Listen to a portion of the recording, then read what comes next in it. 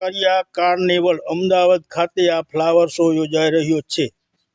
આ flower show પહેલા 2 કરોડના ખર્ચે યોજાતો હતો, પછી 5 કરોડના ખર્ચે યોજાતો હતો, પછી 10 કરોડના ખર્ચે યોજાતો હતો, પરંતુ હમણાં 2026માં આ ફ્લાવર શો લગભગ 20 કરોડના ખર્ચે યોજાઈ રહ્યો છે। શા માટે આટલો બધો ખર્ચ કરવો જોઈએ?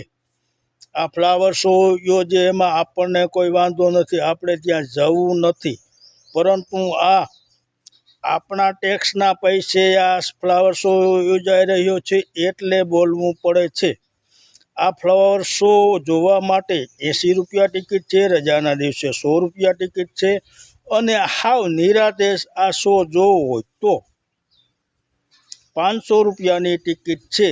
જેને જવું હોય તે જાય, પરંતુ આપણા દેશમાં આજે 80 લાખ કુટુંબો આ અનાજ 5 કિલો અનાજની લાઈનમાં ઊભું છે, ત્યારે આ 20 કરોડના ખર્ચે આ ફ્લાવર શો યોજવો કેટલો યોગ્ય?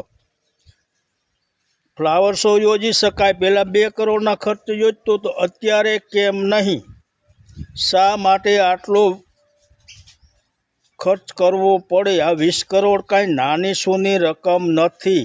આપણા દેશમાં આ ગરીબોને અનાજ મળતું નથી ને આપણે આ ફ્લાવર શો યોજી રહ્યા છે, તે કેટલું યોગ્ય?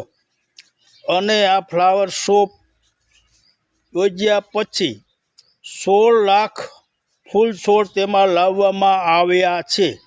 આ 16 લાખ ફૂલ છોડ પછી ક્યાં જશે, ક્યાં કરમાઈ જશે, ક્યાં જશે તે કાંઈ કોઈને ખબર નથી, પરંતુ આપણે તો આ ફ્લાવર શો યોજી રહ્યા છીએ। જેને જોવો હોય તે જોવે, આપણે કાંઈ એમાં લાગતું વળગતું નથી, પરંતુ આપણા ખર્ચે આપણા ટેક્સના પૈસે આ શો યોજાઈ રહ્યો છે, તેથી થોડી તકલીફ પડે છે।